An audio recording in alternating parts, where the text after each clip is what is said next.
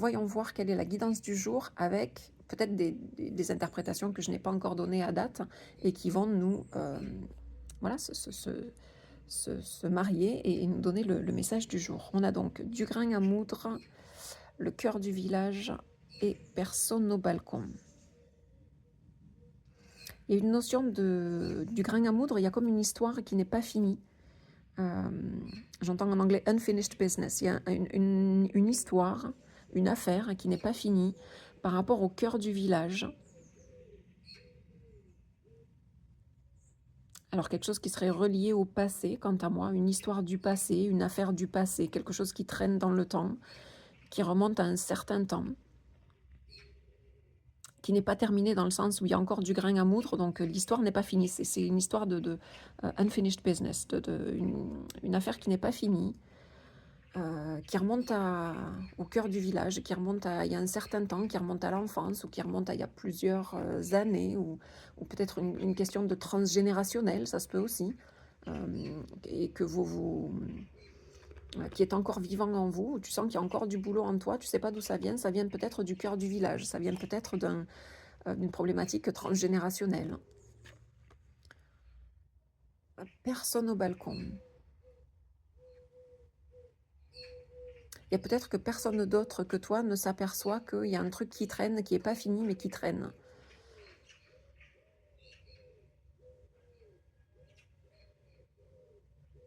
Il y a peut-être cette notion, donc quelque part j'allais dire on s'en fout si personne d'autre ne le voit, puisque si toi tu vois qu'il y a une histoire du passé qui continue ou qui...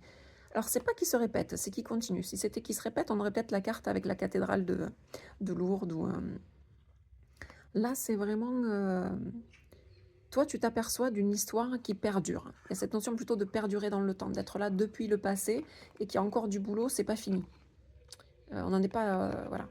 On n'est pas encore à vendre du pain, le grain n'est pas encore moulu. Du coup, il y a du boulot. Il y a encore du boulot par rapport à quelque chose qui traîne, qui date du cœur du village. Personne au balcon, même si personne d'autre ne s'en aperçoit, peu importe, le plus important, puisqu'à chaque fois une guidance parle de toi et de ce que potentiellement tu as à faire ou à mettre en branle, c'est ton libre arbitre. Personne au balcon, voyons voir.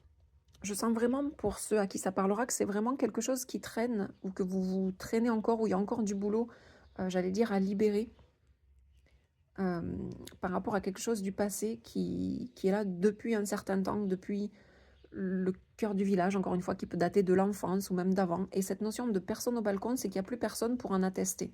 Donc j'ai vraiment cette notion qu'il n'y a plus personne pour en attester, puisque ce sont des personnes d'avant et qui sont peut-être, qui ne sont plus là, mais que vous traînez quelque chose qui, dans votre vie à vous, en tout cas, perdure. Donc moi, j'ai une notion de quelque chose que vous traînez du transgénérationnel et il n'y a plus personne pour en attester. Et donc le travail, il se fait vraiment chez vous, en interne. C'est vraiment...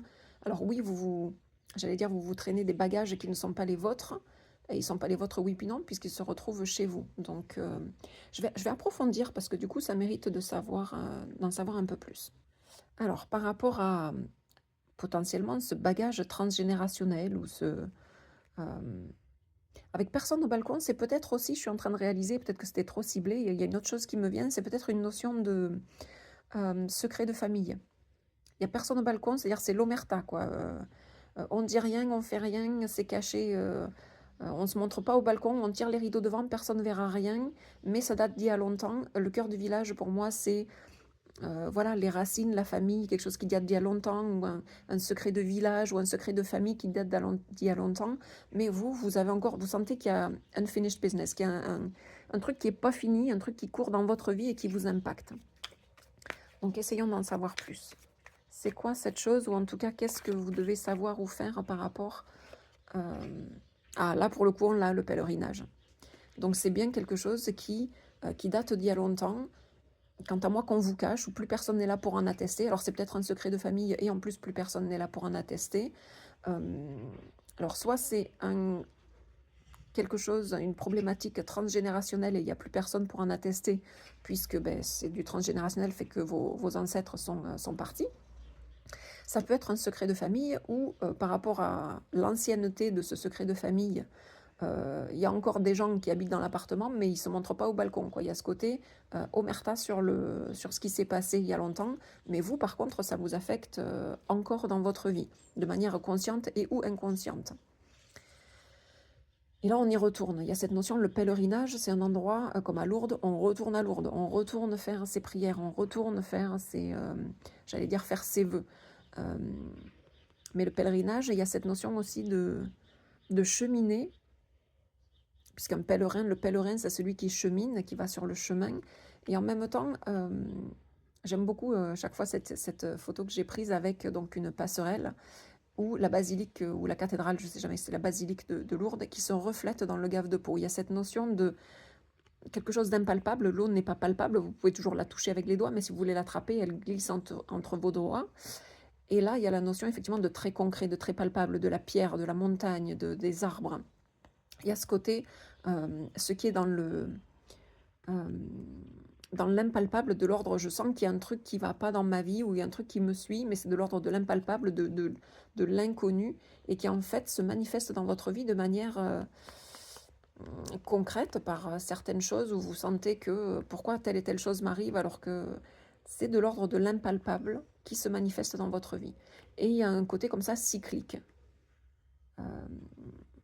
Le pèlerinage, c'est quand on retourne, donc il y a quelque chose qui revient. Donc si cette guidance est là aujourd'hui, c'est que probablement vous sentez que il y avait du boulot à faire, mais vous ne saviez pas, vous n'arrivez pas à y mettre le doigt dessus. Là, ça revient sur le tapis, donc vous sentez que c'est en lien avec avant, avec les ancêtres, avec quelque chose de réminiscent et où personne ne veut en parler, où il n'y a plus personne pour en attester et où personne ne veut en parler.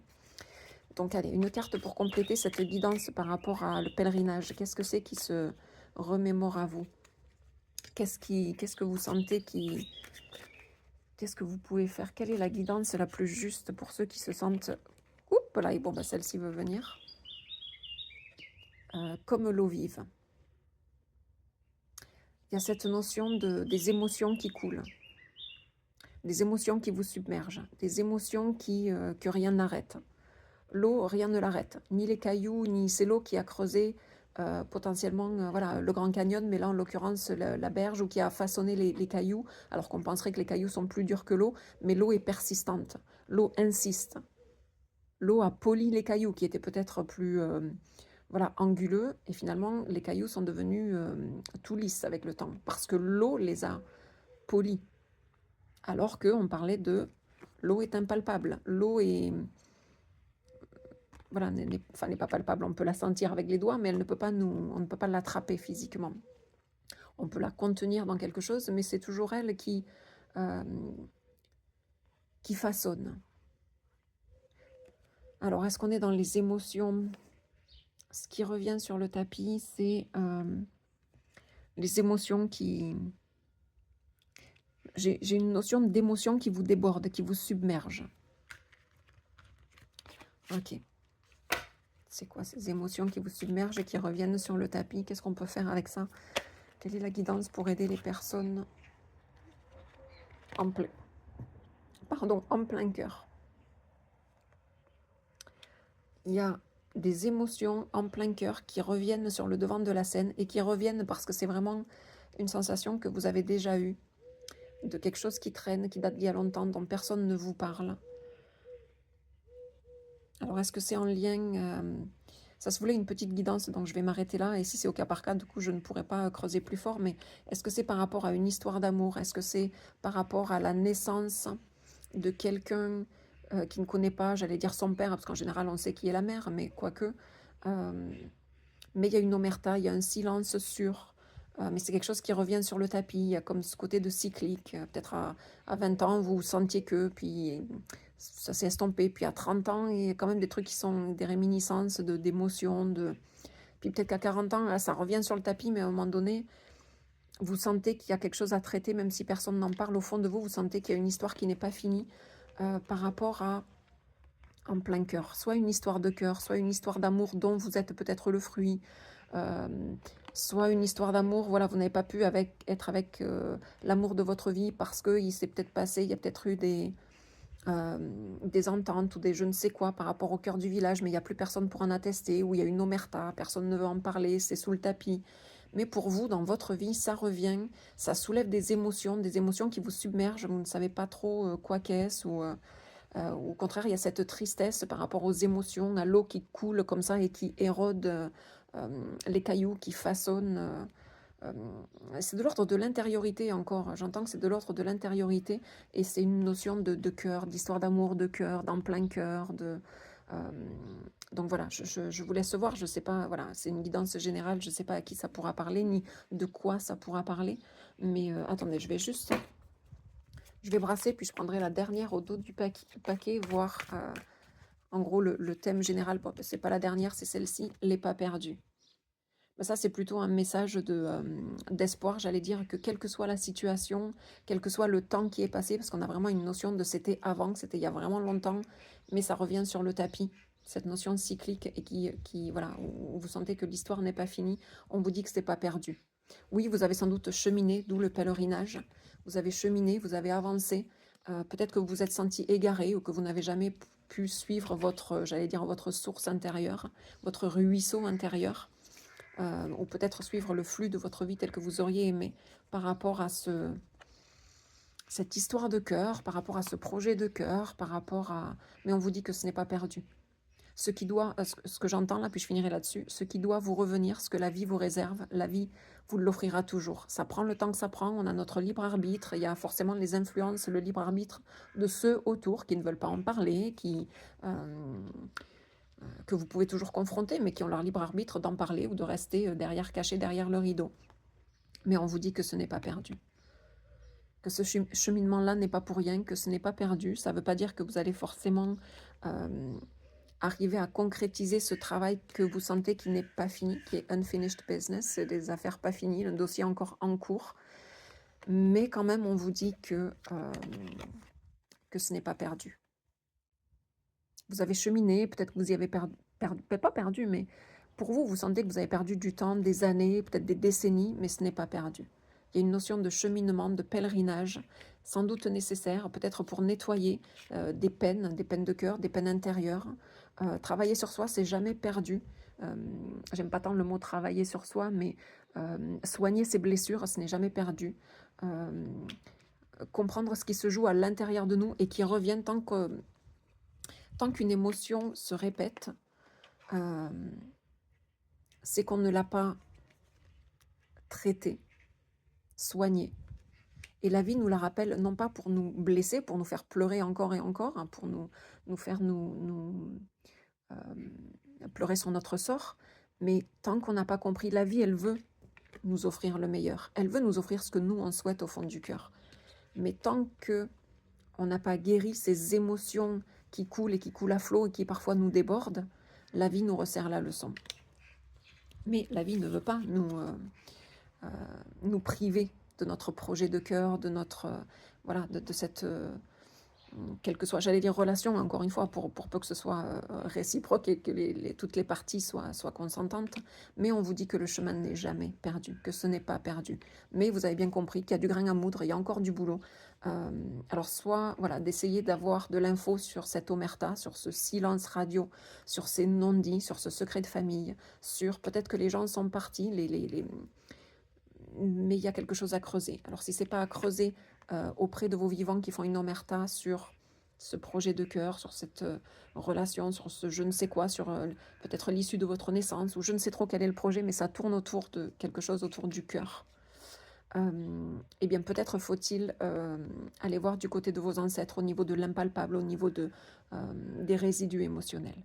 Voilà, je vais vous laisser là-dessus, c'était un peu plus long que prévu, mais ça me paraissait important de creuser un peu. Encore une fois, voilà, c'est une guidance générale, mais si jamais ça vous parle, ou si vous voulez creuser ce sujet-là, ou juste si vous avez un autre sujet un peu voilà, que vous voulez creuser et avoir des informations plus particulières, où je peux vous offrir une guidance, non seulement avec les cartes, mais de canaliser des informations qui vous sont propres, n'hésitez pas. Je vous laisse aller voir sur mon site web. Vous trouverez les informations. Voilà, je vous embrasse fort et je vous souhaite une belle journée. Ciao, ciao.